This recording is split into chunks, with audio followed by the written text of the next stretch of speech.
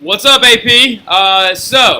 Bringing it back in today, talking about some of the political situation in Italy, but the main thing that we're talking about right now, going forward, we're going to leave education behind because we actually just finished that up with Castiglione, right? He was his writings of the Courtier about the ideal man and woman, right? Being able to do math, wrestle, play an instrument, stuff like that, right?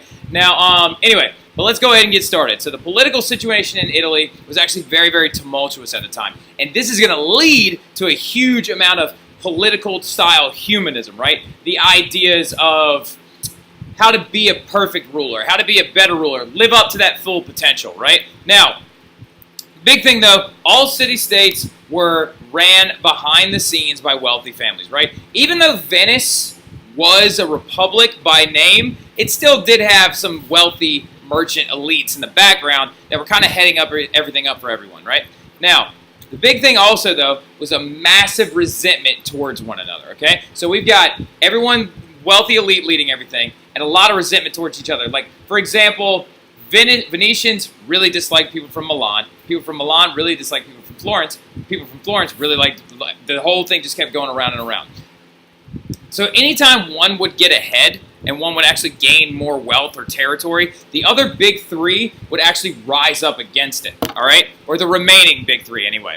So, for example, one of the most severe cases was actually in the case of Charles VII, or 8th of France, okay? So Charles VIII of France is actually going to choose to invade Florence, Venice, and other outlying areas that they controlled because Venice and Florence were conspiring against Milan, right? So the Medici family and the wealthy merchant elite from Venice were conspiring to overthrow the Sforza family and actually try to take everything down, right? Now, in Milan, then Charles is going to actually go on this huge invasion right here. So, this huge invasion starting all the way up here, coming through Switzerland, going all the way down, invading Florence, and like pillaging and destroying things as he goes. He even actually went all the way to Rome and sacked parts of it, and then went all the way back out again, and then came all the way back out. So Charles VII from France invaded, and then when this happened, write this down really quick,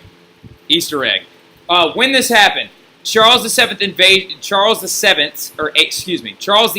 invasion actually caused the Medici family in Florence to be overthrown and exiled from the city, okay? So when they were pushed completely out of the city, there was a power vacuum, right? So with a power vacuum, someone always steps in to take charge, and this guy is going to be the one that does it. His name is Girolamo Savonarola, all right? Savonarola said that the invasion was actually an ancient prophecy that Italy was being punished, for all of its sins. And these big sermons he would have next to these gigantic bonfires in front of the Palazzo del Vecchio.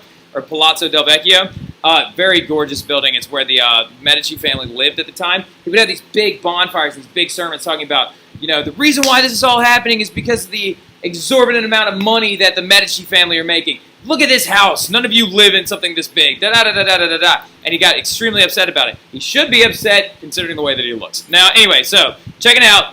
Charles' invasion caused the exile of the Medici family, and the Savonarola took over rule of Florence, right? So Sav, I'm going to call him for right now, said that things like nice clothes, cosmetics, instruments, poetry, certain books, all of that is going to lead to sin because it personified the beauty of people and distracted from God. This is some of that old school Baptist stuff, like I was talking about how I was raised at home, right? So the idea is that a song, even if it's liturgical, will actually distract from God, right? Well, here's the thing. He was ferociously popular early on.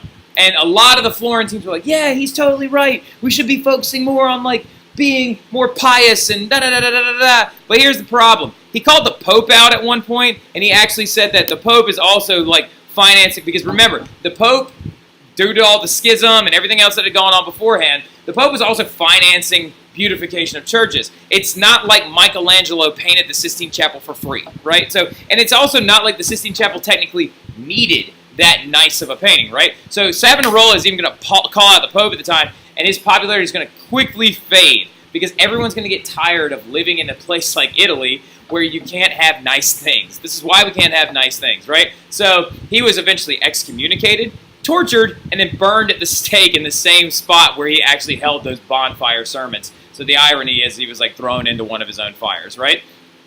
But that just shows you right there a lot of the political strife, right? A lot of the shaking up of everything. And invasions of Italy are going to continue all throughout the entire Renaissance because they couldn't unite and centralize. You have to understand one thing really quickly. Italy didn't become a country until 1877. All right, like they are younger. They are considered one of the younger countries in the entire grand scheme of things, right? Because all of these different little kingdoms were autonomous for so long. But continuing forward, political turmoil is going to lead to a humanist era of political thought. All right. So how are we going to recognize our government's ability to get to its full potential? So different guys like Brunei, for example, are going to think that republicanism is the best government, the one going all the way back to the ancient Romans. And people like Plato are going to believe in the ideas of the philosopher king, right? The idea that a well-educated king with a centralized power scheme is actually better for an empire because he can make quick decisions, and since he's the philosopher king, his decisions will be well thought out, right? So it actually is going to lead to this thing called civic humanism, right? Because all agreed that a ruler should be dignified, learned, and wise, right? But civic humanism is how are we going to figure out our government's ability to live to its best potential? And there's one guy that some of you are probably already rolling around in the back of your mind right now, and the guy who is most well known for this is this guy, Niccolo Machiavelli, right? Just call him Machiavelli. Now, this guy gets a bad rap a lot of times in history because he's considered crass, but we'll get into that in a second.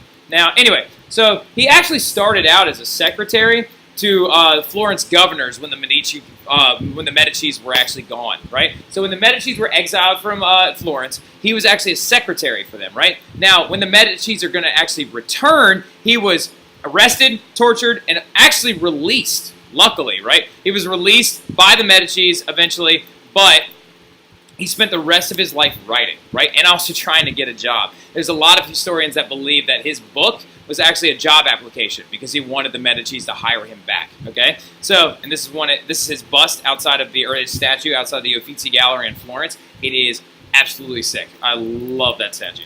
Now, his signature work, of course, not the first one he ever wrote, but the first one he ever got published, was called The Prince, right?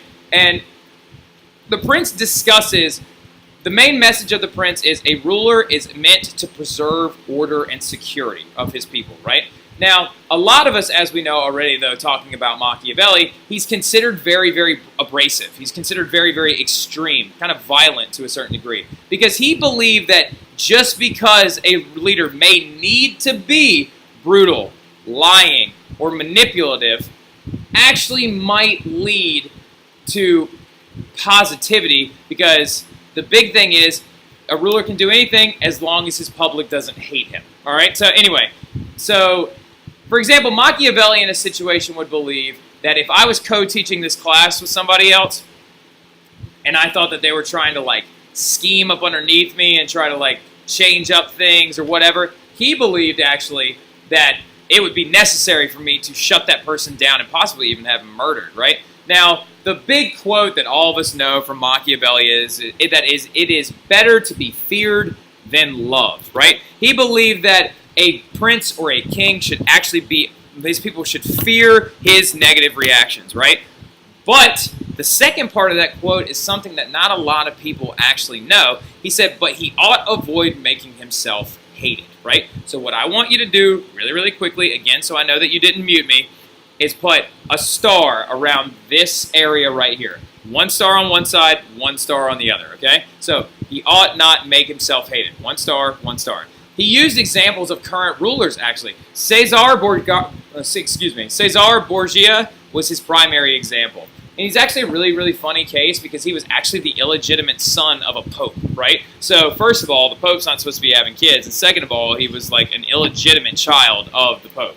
However, Borgia was very, very ruthless, actually, in his practices.